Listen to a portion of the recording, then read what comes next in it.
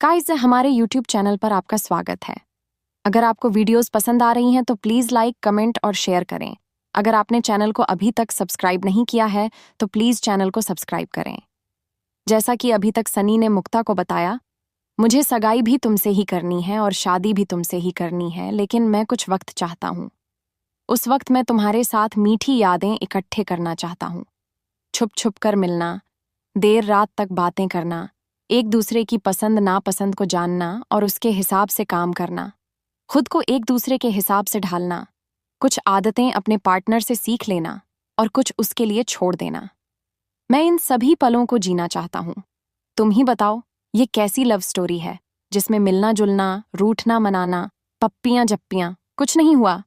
अनिका प्रीति के कमरे से चली जाती है, लेकिन बड़ी ही शांति से वरुण और रोहिणी को मिलने के लिए अकेले में बुला भेजती है। इस वक्त अनिका मारवा हाउस के एक सुनसान बालकनी एरिया में उन दोनों का इंतजार कर रही थी। इधर एक नौकर जाकर वरुण और रोहिणी के कान में अनिका का संदेश दे देता है। वह दोनों आनन फानन में उसी ओर चल पड़ते हैं जिस ओर अनिका ने उन्हें बुलाया था। ठीक इसी वक्त ओमकार उन्हीं दोनों की ओर गुस्से से दनदनाता हुआ चला आ रहा था, लेकिन इससे पहले ओमकार उन दोनों तक पहुंच पाता, वह दोनों एक मोड़ की तरफ मुड़ जाते हैं। ओमकार भी उनका पीछा करते हुए इसी ओर आगे बढ़ जाता है। कुछ ही देर में वह उन्हें एक बालकनी की तरफ जाते हुए देखता है। जब ओमकार उनका पीछा करते हुए वहां पहुंचता है तो देखता है कि सामने ही अनिका खड़ी थी और इस वक्त उसकी पीठ दिखाई दे रही थी। वरुण और रोहिणी भी उसके पास पहुंचकर वहीं खड़े हो जाते हैं। ओमकार को यह समझने में जरा भी देर नहीं लगती कि अनिका ने ही उन दोनों को बुलाया होगा।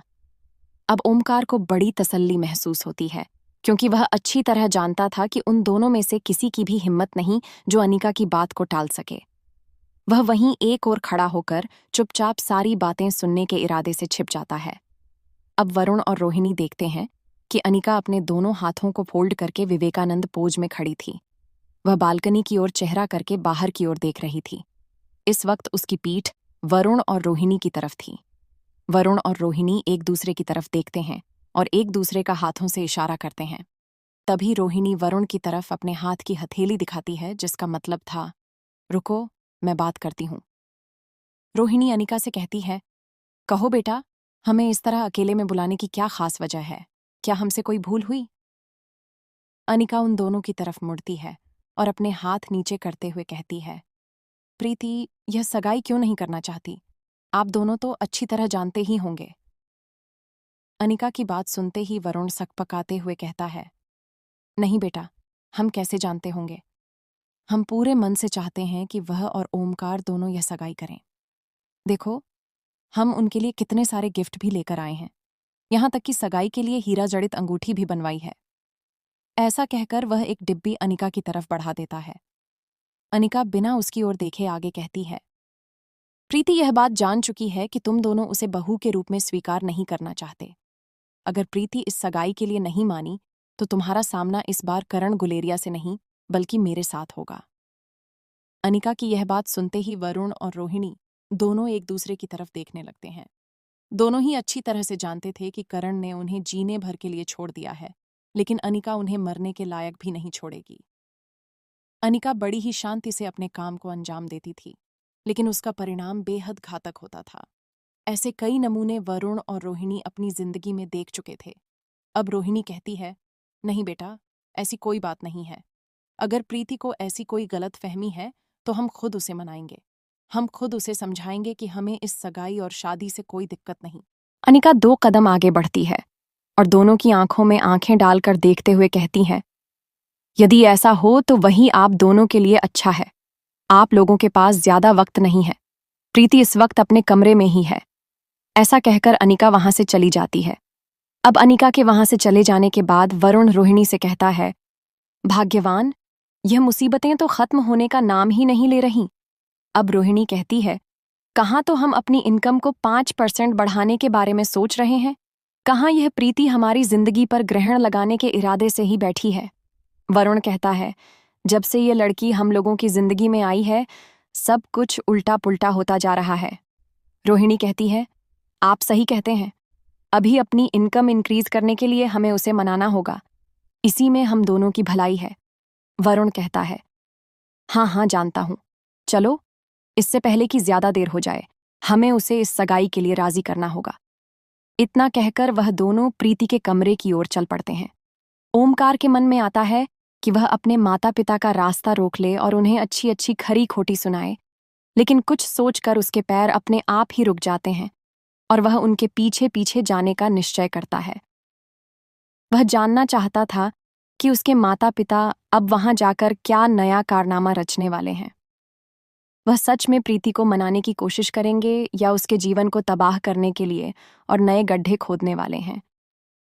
प्रीति ने खुद को पूरी तरह से शांत कर लिया था और मन ही मन खुद को यह समझाने की पूरी कोशिश भी कर चुकी थी कि जिंदगी में हर वह चीज हमें हासिल हो जिस पर हमारा हक है, यह जरूरी नहीं है। प्यार की परिणति हमेशा शादी ही हो, यह तो बिल्कुल भी नहीं। ओमकार के साथ मैंने जितना भी वक्त बिताया वह मेरी जिंदगी का सबसे खूबसूरत वक्त था, लेकिन अब मुझे धीरे धीरे उसके बिना रहने की आदत डालनी होगी और उसके सामने अपने आप पर नियंत्रण रखना होगा। मुझे हर सूरत में ओमकार से दूर रहना होगा। यह दूरियां ही हम दोनों के आने वाले कल के लिए बेहतर साबित होंगी। जितना मुश्किल मेरे लिए ओमकार से दूर रहना है, उससे कहीं ज्यादा मुश्किल यह ओमकार के लिए होगा, क्योंकि मेरे पास दूर होने की वजह है, उसके पास मुझसे दूर होने के लिए कोई वजह नहीं। आज अभी जो मैं नीचे करके आई हूं, उसकी वजह से वह मुझसे बेहद नाराज होगा और शायद इस गलती के लिए वह मुझे जिंदगी भर कभी माफ भी ना कर सके। लेकिन उसकी इसी नाराजगी का फायदा उठाकर मुझे आगे बढ़ना होगा। अच्छा ही है, अब वह मेरे आगे पीछे घूमने की कोशिश नहीं करेगा और ना ही मुझसे यह जानने की कोशिश करेगा कि मैंने यह सब क्यों किया। मैं नहीं चाहती कि मैं उसे सच बताऊं और उसके माता पिता के खिलाफ उसके मन में किसी भी प्रकार का जहर घोलूं। वैसे भी पहले ही उसके और उसके माता पिता के रिश्ते बहुत अच्छे नहीं हैं। अगर अपने माता पिता की मर्जी के हिसाब से काम करने से ओमकार के और उनके रिश्तों में सुधार आता है, तो इसके बदले में यह बलिदान अधिक नहीं है। यह सब सोचते वक्त प्रीति अपने बेड पर बैठी हुई थी। उसकी आंखें एकदम स्थिर थीं और मन एकदम अधीर और अस्थिर। यदि इस वक्त कोई भी प्रीति को देख लेता तो उसे जीती जागती मूरत ही समझता। वह सच में ही बेड के एक कोने पर बैठी हुई गुड़िया ही लग रही थी। खूबसूरत गाउन में अपने दोनों हाथ अपनी गोद में रखकर, पैरों को नीचे लटकाकर, सामने की ओर देखती हुई, लाल लाल गाल और बड़ी बड़ी पलकों के साथ लाल लाल आंखों वाली प्यारी सी गुड़िया, जिसके चेहरे पर ढेर सारी मासूमियत और शांति एक साथ दिखाई दे रही थी। जबकि इस समय प्रीति केवल ऊपर से बेहद शांत थी और उसके अंदर लगातार विचारों का सैलाब आया हुआ था। न जाने इस सैलाब में उसके पवित्र प्रेम के बंधन के अलावा और क्या क्या बहने वाला था। इससे पहले कि वह कोई कठोर निर्णय लेकर उस पर अमल करने के लिए वहां से बाहर निकल पड़ती, ओमकार के माता पिता वहां पहुंच जाते हैं। अंदर जाने के बाद वह दरवाजे को बंद करने के लिए धक्का देते हुए अंदर की ओर बढ़ जाते हैं। इससे पहले कि दरवाजा पूरी तरह से बंद हो जाता, ओमकार झुककर दरवाजे के किनारे पर अपना हाथ लगा देता है ताकि वह किसी को दिखाई भी ना दे और दरवाजा पूरी तरह बंद भी ना हो पाए, क्योंकि उसे अपने माता पिता पर बिल्कुल भी भरोसा नहीं था। यहां तक कि उसे पूरा विश्वास था कि इस बार फिर वह दोनों कोई ना कोई नया खेल खेलेंगे। यहां उन दोनों के अंदर आने के बाद भी प्रीति पर कोई असर नहीं पड़ता। प्रीति को ना ही उनके आने की आहट सुनाई देती है, ना ही किसी के पास होने का एहसास होता है। वह अपनी जगह पर ज्यों की त्यों प्रतिमा बनी बैठी रहती है। रोहिणी और वरुण एक दूसरे के चेहरे की तरफ देखते हैं। वरुण गर्दन हिलाकर रोहिणी को इशारा करता है। रोहिणी गर्दन हिलाकर बात आगे बढ़ाती है और प्रीति के कंधे पर हाथ रखती है। प्रीति के कंधे पर हाथ रखने से प्रीति उनकी ओर देखने लगती है। कुछ पलों के लिए प्रीति लगातार रोहिणी के चेहरे की तरफ देखती रहती है, जैसे उसे किसी चीज का कोई एहसास ही ना हो। कुछ पलों के बाद उसे एहसास होता है कि उसके आंखों के सामने ओमकार के माता पिता खड़े हैं। वह होश में आते हुए अपनी जगह से उठ खड़ी होती है और कहती है, आप यहां? नमस्ते आंटी और अंकल, आइए बैठिए। ऐसा कहकर वह सोफे की तरफ इशारा करती है। अब रोहिणी कहती है, हमें यह झूठ मूठ का मान सम्मान नहीं चाहिए। उसकी बात सुनते ही प्रीति के चेहरे पर हैरानी आ जाती है। तभी रोहिणी अपनी बात को आगे बढ़ाते हुए कहती है, इसमें इतना हैरान होने वाली कोई बात नहीं है। अगर तुम हमें मान देना चाहती हो, हमें मम्मी पापा कहकर बुलाओ। हम यहाँ कितने मन से आए थे कि आज हमारे बेटे की सगाई उस लड़की के साथ है जिसे वह बेहद प्यार करता है। तभी रोहिणी की बात को पूरा करते हुए वरुण बोलना शुरू करता है। उससे भी ज्यादा खुशी हमें इस बात की थी कि वह लड़की भी हमारे बेटे से बेइंतहा प्यार करती है। बड़े खुशकिस्मत, बड़े खुशनसीब होते हैं वह जोड़े जो प्रेम के बंधन में बंधने के बाद शादी की जिम्मेदारियों तक पहुंच पाते हैं। बेटी, तुम्हारा एक निर्णय हम सभी की जिंदगी में भारी तबाही लेकर आएगा। कम से कम हमारे बारे में नहीं तो ओमकार के बारे में सोचो। जरा सोचो, तुम्हारा इस निर्णय से उस पर क्या बीत रही होगी। उन दोनों की बातें सुनकर प्रीति के कानों में अजीब सी बीप की आवाज सुनाई देने लगती है। उसे अपने कानों के साथ साथ आंखों पर भी विश्वास होना बंद हो जाता है। वह बेहद अचंभित होती है कि क्या वह जो सुन रही है, जो देख रही है, वह सच है या उसके मन का कोई वहम। कहीं गम की वजह से उसे भ्रम होना शुरू तो नहीं हो गए। अब प्रीति अपना हाथ आगे बढ़ाती है और रोहिणी के कंधे के पास हाथ लगाकर छूती है और उसके बाद वापस अपनी हथेली को देखती है। रोहिणी एक शातिर खिलाड़ी थी। वह प्रीति की मनोस्थिति अच्छी तरह समझ सकती थी। वह झट से बोलती है, बेटा, अच्छी तरह छूकर देख लो, ये वहम नहीं है, ये तुम्हारी आज की वास्तविकता है। हम पर दया करो और हमारे बेटे को अपना लो, वह तुम्हारे बिना रह नहीं पाएगा। ऐसा कहकर रोहिणी रोने का नाटक करने लगती है। वरुण के चेहरे पर भी उदासी दिखाई देने लगती है। ये सब देखकर प्रीति समझ ही नहीं पाती कि उसे क्या करना चाहिए। तभी वह रोती हुई रोहिणी को हाथ पकड़कर बेड पर बैठा देती है और झट से एक गिलास में पानी भरकर उसकी ओर बढ़ा देती है। रोहिणी गिलास पकड़ लेती है और साथ में प्रीति का हाथ भी, और फिर कहती है, ये पानी हो या किसी तरह का खाना मेरे हलक से नीचे तभी उतरेगा जब तुम इस रिश्ते के लिए हाँ करोगी।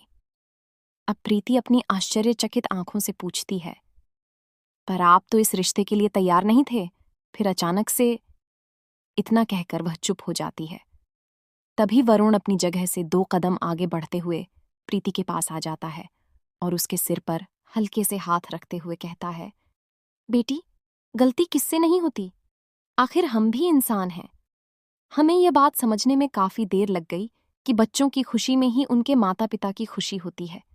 इसके अलावा हमें यह भी समझ आ गया है कि उसके लिए तुमसे अच्छी लड़की और कोई हो ही नहीं सकती। अगर तुम उसके साथ रहोगी तो वह जीवन में उन्नति करेगा, खुश रहेगा, और हर माता पिता के लिए यही अपने जीवन की सबसे अनमोल संपत्ति होती है कि उनका परिवार उनके जीते जी उनकी आंखों के सामने हंसता खेलता तरक्की करे। प्रीति के चेहरे पर साफ दिखाई देने लगा था कि वह उन दोनों की बातों से पिघलने लगी है। मौके का फायदा उठाते हुए रोहिणी प्रीति से कहती है, बेटी, अभी बहुत देर नहीं हुई है। सभी लोग नीचे सगाई के लिए इंतजार कर रहे हैं। यदि तुमने इस सगाई के लिए हाँ नहीं की तो हम समझेंगे कि तुमने हमें माफ नहीं किया, और अगर तुम हमें माफ नहीं करोगी तो हम ओमकार को अच्छी तरह जानते हैं, वह भी हमें कभी माफ नहीं करेगा। क्या तुम चाहती हो कि हम हमारे बेटे से, हमारे इकलौते बेटे से हमेशा हमेशा के लिए दूर हो जाएं? अब वरुण कहता है, तुम एक अच्छी लड़की हो, समझदार हो, हमारी गलती के लिए हमें माफ कर सकती हो। हम तुम्हारे आगे हाथ जोड़ते हैं, जो हुआ उसे भूल जाओ और नए सिरे से शुरुआत करो। अब रोहिणी कहती है, हमारी जिंदगी में हमेशा से ही एक बेटी की कमी थी। तुम हमारी जिंदगी में उस बेटी की कमी को पूरा कर दो। इससे पहले कि प्रीति आगे कुछ आनाकानी करती, रोहिणी कहती है, मैं कुछ नहीं सुनना चाहती। मैं बस इतना चाहती हूं कि तुम और ओमकार हमेशा साथ में खुश रहो। अब बताओ, कितनी देर में तुम नीचे आ जाओगी? अब प्रीति एकदम खामोश हो जाती है और बड़ी बड़ी आंखों से दोनों के चेहरे की तरफ देखने लगती है। वरुण एक बार फिर से प्रीति से कहता है, तुम नीचे आ रही हो ना? अब प्रीति के पास इनकार का कोई कारण नहीं था। वह हल्के से अपनी गर्दन हिला देती है। बस अब क्या था, रोहिणी झट से गिलास से पानी पी लेती है और कहती है, यह हुई ना अच्छी बहू वाली बात। ऐसा कहकर वह अपनी जगह से उठ खड़ी होती है और प्रीति के माथे को चूम लेती है। फिर कहती है, ठीक है, तुम जल्दी से तैयार होकर नीचे आ जाओ, हम लोग तुम्हारा इंतजार कर रहे हैं। मैं जाकर अभी सभी को बता देती हूँ कि तुम अचानक से इतना बड़ा सरप्राइज मिलने के कारण थोड़ा घबरा गई थी, इसीलिए तुम वहां से वापस आ गई और अब तुम जल्दी से सगाई के लिए नीचे आ रही हो। वरुण एक बार फिर से प्रीति के सिर पर हल्के हाथ से छूता है और रोहिणी के साथ मुस्कुराते हुए बाहर निकल जाता है। प्रीति अपनी जगह पर मूर्तिवत खड़ी रह जाती है। वह समझ ही नहीं पा रही थी कि इस स्थिति में वह खुश हो या दुखी। अब प्रीति के लिए बड़ी समस्या यह थी कि वह ओमकार से क्या कहेगी कि किस गुनाह की सजा उसे मिली। ये सब सोचकर प्रीति धपाक से अपने बेड पर बैठ जाती है और अपना एक हाथ अपने चेहरे पर रख लेती है। ठीक इसी वक्त ओमकार दरवाजा खोलता है और अंदर आ जाता है। प्रीति झटके से चेहरा उठाकर देखती है तो ओमकार सामने खड़ा था। वह घबराकर अपनी जगह से उठ खड़ी होती है और नीचे चेहरा करके इधर उधर देखने लगती है।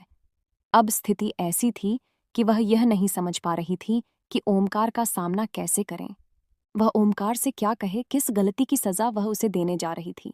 ओमकार धीरे से अपना हाथ आगे बढ़ाता है और प्रीति का हाथ पकड़ लेता है और कहता है, मैं तुमसे कुछ नहीं पूछूंगा।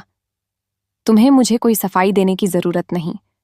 गलती मेरी ही है कि मैं तुम्हारी मानसिक पीड़ा का कारण बना। ऐसा कहकर वह धीरे से प्रीति को अपनी तरफ खींचता है और उसे अपने गले लगा लेता है।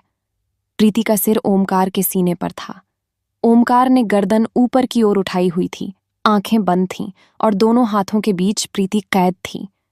सहसा ही प्रीति की आंखों से आंसू छू पड़ते हैं। इधर वरुण और रोहिणी दोनों वापस हॉल में पहुंच जाते हैं। अनिका रोहित के साथ खड़ी थी। जैसे ही वह दोनों वहां पहुंचते हैं, रोहित की घूरती हुई आंखें उन्हें दिखाई देती हैं। वरुण अपनी नजरें चुरा लेता है। रोहित की आंखों का सामना करना उन दोनों में से किसी के भी बस की बात नहीं थी। अब रोहिणी मुस्कुराते हुए अनिका की तरफ इशारा कर देती है कि सब ठीक है, वह थोड़ी ही देर में नीचे आ जाएगी। अनिका बिना कोई हाव भाव के हल्के से गर्दन हिला देती है। अब मुस्कुराते हुए चेहरों के साथ आगे बढ़ते हुए वरुण रोहिणी के कान में धीरे से कहता है, जान बची तो लाखों पाए। रोहिणी जवाब देती है, हाँ जी, सही कहते हो, जान है तो जहान है। जहां एक ओर सभी अपनी अपनी खुशी और दुख में मग्न थे, वहीं दूसरी ओर कृष इन सब ख्यालों से दूर भूमिका को ढूंढने में लगा हुआ था। भूमिका हर बार उसकी आंखों के सामने से एक पल के लिए आती और जब तक वह उसके पास पहुंचता वह वहां से गायब हो जाती। कृष अब तक भूमिका को ढूंढ ढूंढ कर लगभग थक चुका था। कृष का भूमिका से बात करना बेहद जरूरी था। आज की सगाई में उसकी कोई रुचि नहीं थी। यहां आने का इसका मुख्य उद्देश्य भूमिका से बात करना था। आखिर पिछले काफी दिनों से वह जिस काम में लगा था, अंत में उसने उसमें कुछ प्रगति प्राप्त की थी। जो बात कृष भूमिका से करना चाहता था वह वाकई काफी महत्व की थी। यह बात न केवल कृष के लिए जरूरी थी बल्कि उससे कहीं ज्यादा इस बात के मायने भूमिका के लिए होने वाले थे। कृष यह सब काम सिर्फ अपने पुराने गिल्ट को मिटाने के लिए कर रहा था, जबकि भूमिका की ड्यूटी यही थी और फिलहाल यह उसके मिशन से भी जुड़ी हुई थी। सनी का कमरा। मुक्ता कहती है, आप सही कहते हैं, लव स्टोरी में यह सभी चीजें जरूरी हैं। वैसे हम आपसे मिलने होटल हेवन आए, वहां हमारी मुलाकात किसी ट्रेजेडी सस्पेंस से कम नहीं थी। अगर हमारा सच जानने में आपको और थोड़ी देर हो जाती तो शायद आज हम दोनों इस तरह यहाँ नहीं बैठे होते। इसीलिए हमारी स्टोरी की शुरुआत काफी रोमांचक है। उसके बाद खतरा मोल लेकर हम आपसे मिलने के लिए मारवा हाउस आए। तब आपकी धड़कनें भी बढ़ी हुई थीं कि न जाने क्या होगा, और उस खतरे के बदले में हम दोनों को ही सरप्राइज मिला। फिर एक पल रुक कर आगे कहती है, अब देखिए, आप रूठ गए हैं और हम आपको मनाने आए हैं। ये कंडीशन भी पूरी हुई।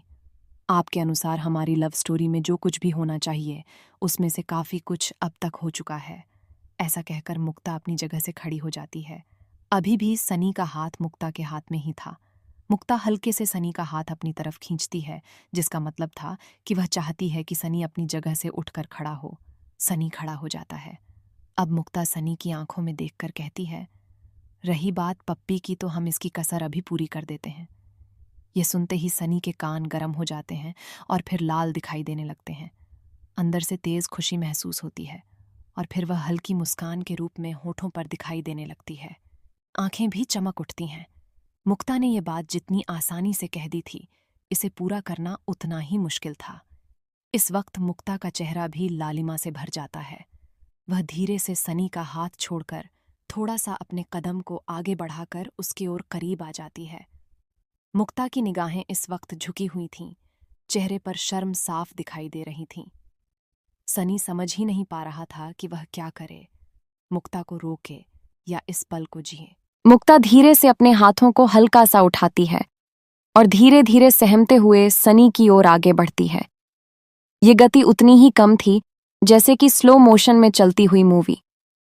अपने हाथों को आगे बढ़ाते हुए मुक्ता ने कई बार अपनी मुट्ठियों को बंद किया और फिर खोला। अंत में उसके हाथ सनी की कमर तक पहुंच जाते हैं और फिर धीरे से पीछे की तरफ जाते हुए मुक्ता को बेहद ही रोमांचित करते हुए अपने दिल की धड़कन वह अपने कानों से सुन सकती थी। उसके लिए यह करना बेहद मुश्किल हो रहा था, लेकिन इस वक्त उसे सनी को मनाने के लिए यही सबसे उचित जान पड़ रहा था। वह अपना सिर सनी के सीने पर रख लेती है। सनी को एक पल में ही 440 वोल्ट का झटका महसूस होता है। जैसे ही मुक्ता का शरीर सनी को स्पर्श करता है, सनी के चेहरे पर बड़ी सी मुस्कान आ जाती है। मुक्ता अपनी आंखें बंद कर लेती है। इस वक्त मुक्ता के हाथों और सिर के अलावा शरीर का कोई और हिस्सा सनी को स्पर्श नहीं कर रहा था। सनी धीरे से अपने हाथों को उठाता है और मुक्ता को अपने आगोश में ले लेता है। फिर उसे अपनी ओर करते हुए और नजदीक ले आता है और धीरे से मुक्ता के कान में कहता है, आई एम सॉरी, पर तुम्हारे इतने करीब होने पर मैं दूर नहीं रहना चाहता। मुक्ता की बंद आंखें झट से खुल जाती हैं और वह एक बार फिर से अपनी आंखों को बंद करके इस पल को जीने लगती है। अब मुक्ता का पूरा शरीर ऊपर से लेकर नीचे तक सनी को स्पर्श कर रहा था। मुक्ता के दिल की धड़कन सनी को अपने सीने के पास महसूस हो रही थी और सनी की धड़कनें मुक्ता अपने कानों से सुन सकती थी। दोनों की स्थिति एक ही जैसी थी। मुक्ता के साथ साथ अब सनी भी अपनी आंखें बंद कर लेता है और इन पलों को जीने लगता है। आखिर सनी की पहली हक थी। उसका होने वाली जीवन साथी उसकी बाहों में थी। कुछ पलों तक दोनों यूं ही खड़े रहते हैं और धीरे धीरे दोनों की ही पकड़ एक दूसरे पर और बेहतर होती चली जाती है। कुछ पलों के बाद जब मुक्ता अपनी बाहों को ढीला कर देती है तो सनी समझ जाता है कि वह पीछे हटना चाहती है। सनी मुक्ता को अपनी बाहों से आजाद कर देता है। मुक्ता सनी से कहती है, हम आपसे वादा करते हैं कि इस सगाई के बाद हमारी शादी के बीच में उतना वक्त होगा जितना आप चाहते हैं। बाकी आप वही कीजिए जो आपको अच्छा लगे। आज जो भी फैसला लेंगे हमें मंजूर होगा। हम आपसे किसी तरह की शिकायत नहीं करेंगे। ऐसा कहकर मुक्ता धीरे से मुड़ जाती है। मुक्ता वहां से बाहर चले जाना चाहती थी। जैसे ही मुक्ता एक कदम आगे बढ़ाती है, सनी उसका हाथ पकड़ लेता है। मुक्ता धीरे से वापस मुड़ती है और सनी की तरफ देखने लगती है। सनी कहता है, तुम मेरे होने वाले जीवन साथी हो। मैं तुमसे पूछता हूं कि इस स्थिति में तुम मेरी जगह होती तो क्या करती? या फिर यह बताओ कि मेरी जीवन साथी होने के नाते ऐसी स्थिति में तुम मुझे क्या सलाह दोगी? मुक्ता एक पल के लिए खामोश रहती है, फिर आहिस्ता आहिस्ता बोलना शुरू करती है। हम सबसे पहले परिस्थितियों को देखते और फिर उनके परिणामों को। हमारे परिवारजनों ने जो कुछ भी किया वह इसलिए किया क्योंकि उन्हें विश्वास था कि इससे हम दोनों को खुशी मिलेगी। यदि हम सगाई से इनकार करते हैं तो इससे उन्हें व्यक्तिगत स्तर पर शायद इतना बुरा ना लगे, लेकिन सामाजिक स्तर पर उनकी प्रतिष्ठा को काफी आघात पहुंचेगा। हम कभी नहीं चाहेंगे कि हमारी एक छोटी सी खुशी या छोटी सी गलती की वजह से उन्हें लोगों के सामने शर्मिंदा होना पड़े। हम अपनी नाराजगी उनसे बाद में जता सकते हैं। हम उन्हें दोबारा ऐसा करने के लिए कह सकते हैं, लेकिन फिलहाल जो हमें खुशी देना चाहते थे, हम उनके दुख का कारण नहीं बनेंगे, क्योंकि यह स्थिति ऐसी भी नहीं है जो हमारे लिए क्षणिक नाराजगी से अधिक कुछ हो। अब मुक्ता एक पल के लिए रुक जाती है और फिर कुछ सोचकर दोबारा कहना शुरू करती है, यही स्थिति तब होती जब हमारी सगाई आपकी जगह ओमकार जी से होती और हम यह जानते कि वह किसी और से शादी करना चाहते हैं। तब हम बिना किसी के मान सम्मान की परवाह किए इनकार कर देते। लेकिन इस वक्त हमारी सगाई उनके साथ की जानी है जिनसे हम। इसके बाद मुक्ता बोलते रुक जाती है। सनी मुक्ता को एक पल के लिए देखता रहता है। जब वह आगे कुछ नहीं कहती, सिर्फ सनी की तरफ देखती जाती है, तो सनी उसे अपने करीब लाता है और कहता है, आगे बोलिए मुक्ता, जिन्हें आप क्या? एक पल के लिए मुक्ता चुप रहती है और अपनी पलकें झुका लेती है, लेकिन सनी यूं ही मुक्ता की ओर देखता रहता है। अंत में मुक्ता कहती है, कुछ नहीं, आप सब जानते हैं कि हम क्या कहना चाहते हैं। अब सनी कहता है, नहीं, मैं नहीं जानता, और अगर जानता भी हूं तो तुम्हारे मुंह से सुनना चाहता हूं। मुक्ता कहती है, कुछ नहीं। सनी और भी प्यार से, बड़े ही फोर्स के साथ कहता है, प्लीज बोलो, जिन्हें आप क्या? मुक्ता निगाहें झुकाकर कहती है, जिन्हें हम प्यार करते हैं, जिनके साथ अपना पूरा जीवन बिताना चाहते हैं। हमारा रिश्ता उनके साथ और मजबूत किया जा रहा है, फिर हम इनकार कैसे कर सकते हैं? हम अपनी लव स्टोरी को बड़ा करने के लिए उनकी जग हंसाई का कारण कभी नहीं बनना चाहेंगे। जहां तक बात लव स्टोरी की है, तो हम आपसे सिर्फ इतना ही कहेंगे कि चाहे हमारी लव स्टोरी छोटी है, पर सक्सेसफुल है।